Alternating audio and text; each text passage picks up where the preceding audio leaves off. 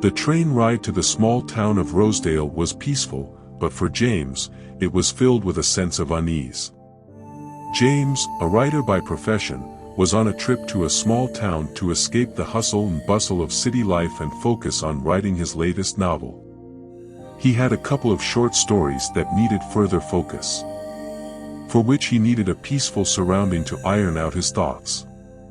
As he looked out the window, he couldn't shake off the feeling that he was being watched. It was then that he noticed a man sitting across from him, dressed in a peculiar and traditional manner. His name was Samuel, and he was an eccentric and strange man who seemed to be quite interested in the occult and supernatural. As James arrived in the small town, he couldn't shake off the strange feeling that he had about Samuel. He decided to explore the town, and soon he came across Samuel again. Samuel told James that he had been traveling all across America, searching for authentic ghosts and other supernatural phenomena. He had spent his entire life gathering information about life after death, spirits, and other mysterious occurrences. He had even spent 25 years living in haunted houses, trying to uncover the secrets of the afterlife. One day, Samuel told James about a haunted mansion on the outskirts of town. According to legend, a wealthy businessman named John had been found dead on the floor of the West Room, with his eyes open and staring at the ceiling. Samuel, being the ghost hunter that he was, decided to investigate the mansion, especially the West Room in particular, to try and experience something paranormal. James, being a curious writer, decided to join Samuel in his investigation. On the next day morning, they went to the mansion. They walked in through the front door. There was a huge courtyard that looked like a stage. There were verandas around the courtyard. To their right lay a broken palanquin, and beyond it was a staircase going up to the West Room.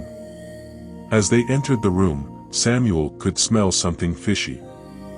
The room was quite dirty. There were some broken furnitures in the corner, a chair in the middle, and a broken wall clock hanging on the wall. The two men spent hours exploring the mansion, but nothing out of the ordinary happened. They found nothing and decided to leave, but out of interest, Samuel decided to stay in that West Room alone that night and told James to stay back at the hotel. On that evening, James accompanied Samuel right up to the gate of that mansion.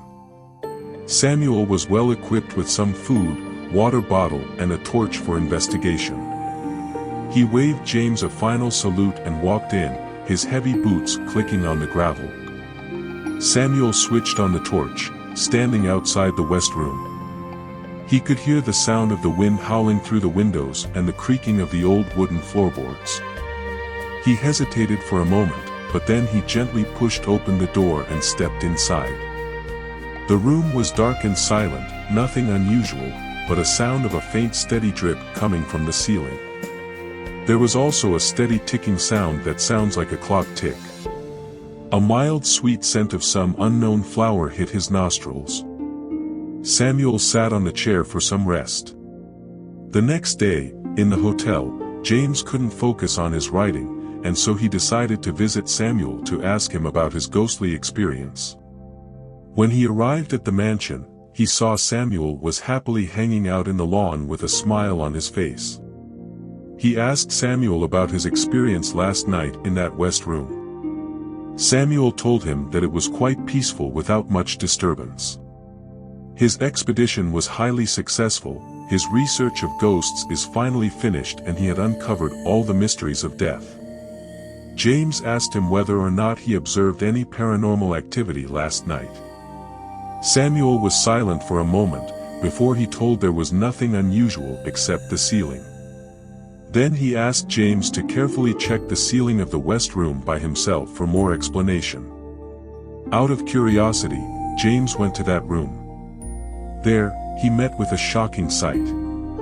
Samuel was lying on the floor, stiff and stone cold, staring at the ceiling with a look of horror in his eyes. James tried to run, but as he reached the passage outside, he heard Samuel's laughter. He turned around and saw Samuel standing there, alive and well. Samuel revealed that it was all an elaborate hoax, He is a master of hypnosis and suggestion, and had used it to trick James into believing that he had died. He had always been fascinated by the idea of ghosts and the afterlife and wanted to see how people react to it. He also revealed that the mansion was also owned by him, and the story of John was also fabricated. James was left stunned and angry. He couldn't believe that he had been fooled by Samuel. He had wasted all this time and energy into investigating something that was not real. But as he left the mansion and returned to his cabin, he realized that Samuel's deception had helped him in a way. It had sparked his creativity and helped him to develop a new plot for his novel. He decided to write a story about a man who creates a ghost hoax to understand the human psyche and its reaction to the unknown. However, as James was about to leave the small town and return home, he received a phone call from the local authorities. They informed him that Samuel's body had been found in the west room of the mansion, with his eyes open and staring at the ceiling, just like the legend of John. They also revealed that the cause of death was unknown and that they couldn't find any evidence of foul play. James was left in shock and confusion. He couldn't understand how Samuel had died, and why he had been the only one to see him alive after his death.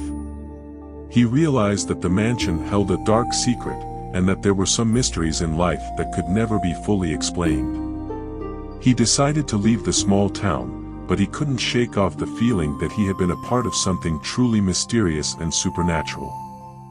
The whole experience left James questioning what was real and what was not, and left him wondering if there truly was something paranormal at play in the mansion. He couldn't shake off the feeling that perhaps Samuel's death was not just a coincidence, but was instead connected to the ghostly legend of John. He may never know the truth, but the experience stayed with him and continued to inspire his writing in the future.